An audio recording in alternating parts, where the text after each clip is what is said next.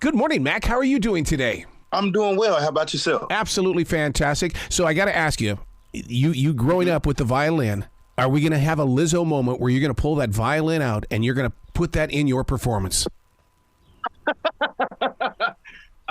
Unfortunately, I am so out of practice. It's not even funny. I haven't picked up a violin since I was probably in the 8th grade. Wow. Was it because you were listening to music inside your heart? Is that what drew you to something like the violin?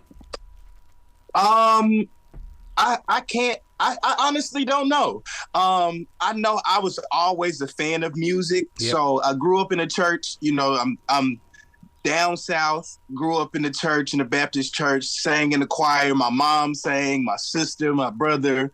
You know, and so music has always been a part of my life.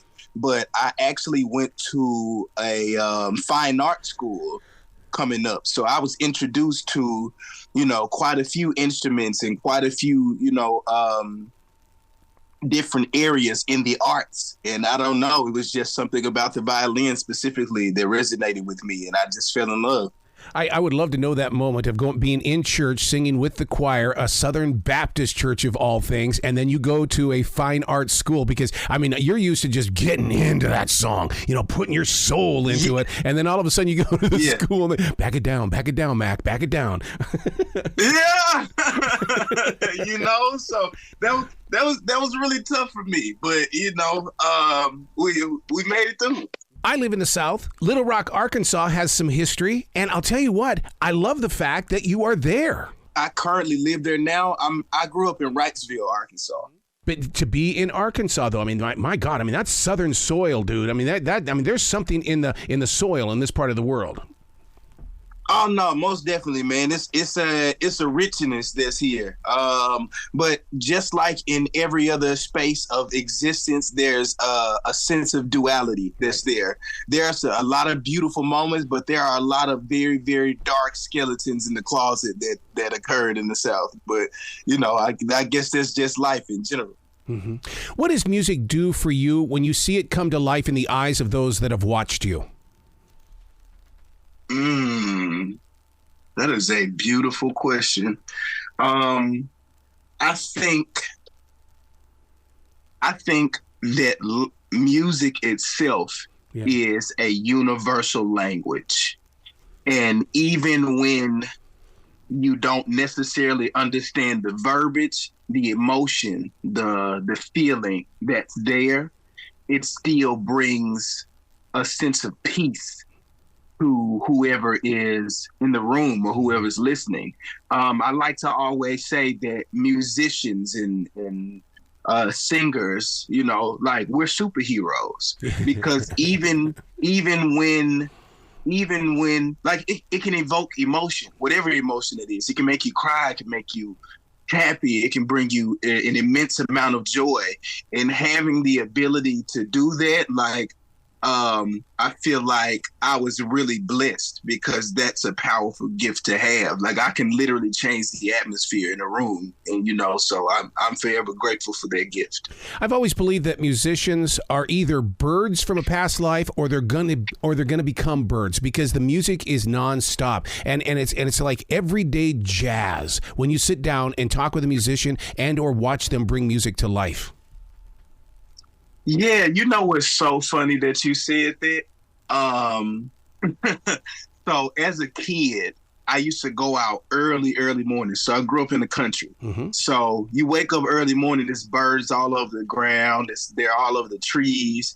And maybe 5 o'clock, 4:30 in the morning, like the birds are already up chirping and they're talking to each other, right? And so I actually used to mimic them, like, because I can whistle literally the exact same way that I can sing with all the riffs and runs and all the rest of that. I can do that whistling. Wow. And so I used to go out when I was a kid. I still do it now. And I would just mimic the birds. Like, and it would be so funny because it can be so many of them, and one particular one, you know, may stand out to me, and I would mimic it. Yep. And then you would hear all of the rest of them like stop and like, and it's like, where's that coming from? Almost, you know what I mean? So It was always funny. Oh, I love it because I believe that birds create a relationship with the humans that are stuck in this built home, and they're going, you got to come out here more often, man. There's a lot more life out here inside this forest. Oh, yeah, for sure. I love it. I love the outdoors. Yeah, yeah. So to make that move to Los Angeles, I mean, you could have gone to Nashville. You could have gone to even up in Detroit, or even, and you could have gone to Atlanta. What was the move to Los Angeles? Actually, I did move to Atlanta, and I was there for almost 4 months. But the energy, I'm a very energy oriented person, a frequency oriented person, and I'm very sensitive to my environment. Right. And it just, I don't know, like the energy that was there, it didn't move me. Like, it was some cool things that were happening. I met some people, I did a couple gigs, but it just didn't feel like home. Yeah. And so I spoke with one of my aunts, which my father grew up in LA. And so a few of my aunt's cousins and all the rest of it, like, they still live there in LA. And I called my aunt one day and I'm just like, Auntie, listen, I know you said whenever I'm ready, so I think I'm ready. And she was like, baby, I don't have much. I got a couch for you. And I said, that's all I need. And so I moved out to LA. I slept on her couch for almost a year and did what I needed to do. And everything changed from there. See, I love that story because even Kevin Hart says he can't count how many nights he spent on a sofa before somebody discovered that he was really a darn funny guy. But living on that sofa was so important to Kevin Hart. Yeah, absolutely. It builds character. Yeah, because and I'm don't quote me here, but I watched an interview with Steve Harvey, and he essentially said that the reason that most people don't make it is because they're afraid of living in that dark space before, or kind of like going through that dark tunnel before they can get to the other side with the light. You know what I mean? And so it's like, what are you willing to do? What are you willing to sacrifice in order to achieve everything that you ever dreamed of? You know what I mean? I do. And most people don't do that out of fear, and they, like they say, like, everything that you've ever dreamed of is on the other side of fear. Yeah. I'll tell you what, I wouldn't know what the world would be like if we didn't have Steve Harvey or even Jennifer Hudson, because both of these entertainers bring their soul to the realness of the world. Yes, most definitely. Most definitely, I agree. So do you find yourself in that kind of a position too? Because your personal experiences are what could change somebody else's life out here when you're not singing. It could be just your regular speaking voice, Mac. Yeah. I will say that music is kind of the gateway, or it was the gateway to open the doors for me able to speak to people. But while I'm there, my experiences of this existence are the real reason why I'm there. I like to always give this analogy, like, life is like a body of water, right? Yeah. And I'm the pebble.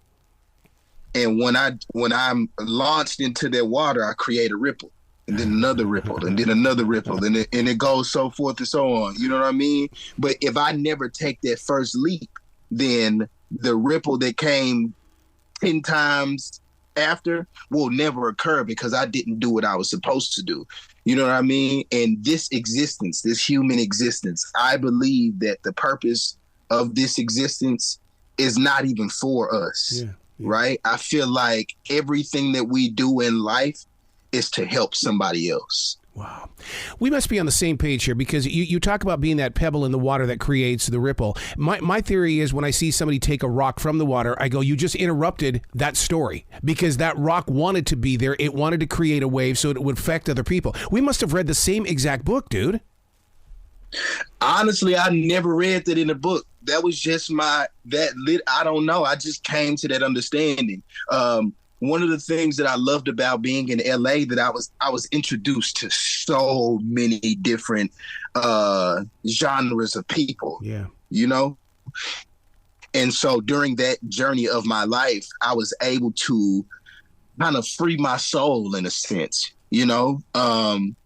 And I just came to that philosophy because I was just like, you know, we are all affected by our neighbor, even if it's indirectly, you know? And so I figured if I'm going to be the reason or if I'm going to have some effect on my neighbor, then why not it be like the most positive effect that I could give? You know what I mean? So one of my favorite things about Los Angeles are the diners, because it seems like every creative person on the planet will stop by a diner just to have lunch or a late night dinner. And you go in there just to people watch, you know, and it's like, oh my God, everybody's got a story.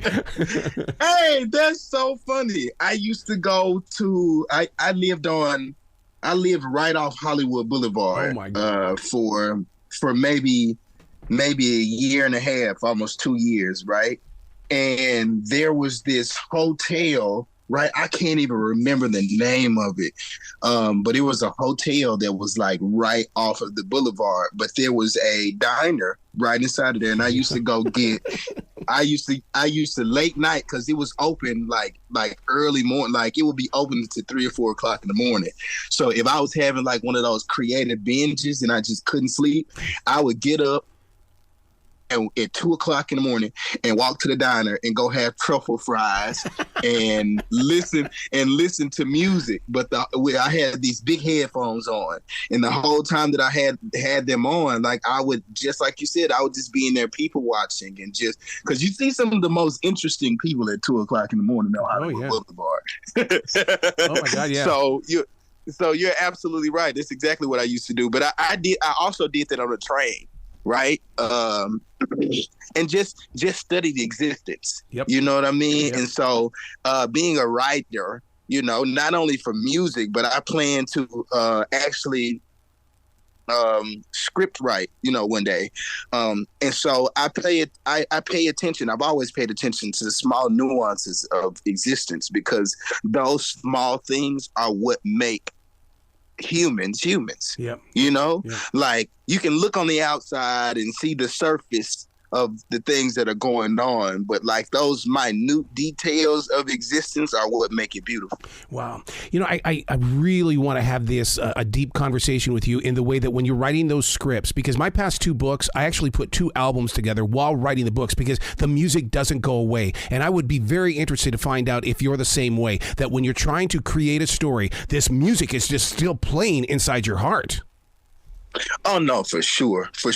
Actually, one of the ways that I communicate with my closest friends or loved ones, like if I can't find the words to physically tell them how I feel, I find a song and send it to them. Yep. Wow. Man, we got to talk about how your relationship with your father and that R&B club, that in itself is a story. That right there is a 9-part series on Hulu.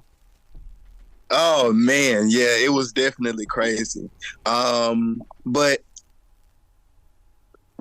I can honestly say that my father created that space for me. Yeah. Right. I remember, you know, like I'm sure you heard the story, but my father was incarcerated for the majority of my younger childhood, from the age of maybe 6 to going on 14. So a significant gap, you know what I mean? Mm-hmm. But when he was released, one thing that my father always used to tell me is like, son, listen, either you're going to do it or somebody else is going to do it. But if somebody else does it, then you kind of SOL, you know what I mean? Mm-hmm. And so he just kind of threw me up on the stage, because he was like, man, listen, I know it's scary. I know, you know, this is something new, but if this is something that you truly want to do, if it's truly in your heart, like you won't be able to rest until you get it done. Yep. See, that's why I think it would be a great series, because I mean, that's the kind of growth that people like. We like to cheer on that person that somebody else has seen the vision and now they've got to live it out. I love stories like that. Yeah, man. It's definitely a beautiful story. It's going to be a part of, I'm sure that I'll write a tell-all book or a tell-all series one day, man. Because if people actually knew the types of trauma and things that went on in my life, they literally wonder how I'm still here. Absolutely. Absolutely. Do you think about that a lot? Because there are many times I shouldn't be here, but for some stinking reason, God just kept pulling me back into the game. I used to think about it, but then I understood, like, just like how we spoke earlier about the duality. Mm-hmm. Like, I wouldn't be the person that I am now. I couldn't talk to people in the manner in which I do now. I couldn't spread love the way that I do now if I hadn't experienced the other side of it. You're so right about that, because I've talked with other performers on The Voice, and they're saying, "Oh man, I'm getting tired of being almost 30 years old." I said, "Man, life is just beginning for you, man. At 30, you're just getting started, because you had to have your teens and your 20s to get into the 30s. Now you get to play." Yeah, man. Unfortunately, a lot of people, not just musicians and artists, they get stuck in this understanding of time, right? Because it's realistically it's non-existent, but we won't get into that today, because that's a whole nother rabbit hole. But time frames, like, they don't exist, and a lot of people stress themselves out because they think like, oh, well, I should have done this by this age, or by this age I should have done this. No, everything is divine timing. It's God's timing. Yep. And exactly at the very moment when it's supposed to happen, it's going to happen, right? But during that time while you're waiting, just enjoy the journey. Because if you learn to fall in love with the journey, then the destination becomes that much sweeter. Like, you can thoroughly enjoy the destination that much, because during the journey is where you get your calluses, you get your scabs, you get, like, that's where your skin toughens, so that once you make it to the destination, like, you can deal with what's there. Yep. Mac, you got to come back to this show anytime in the future. The door is always going to be open for you. Oh, man, I thank you so much. I appreciate it. Well, you be brilliant today, okay? Thank you for sure. You too.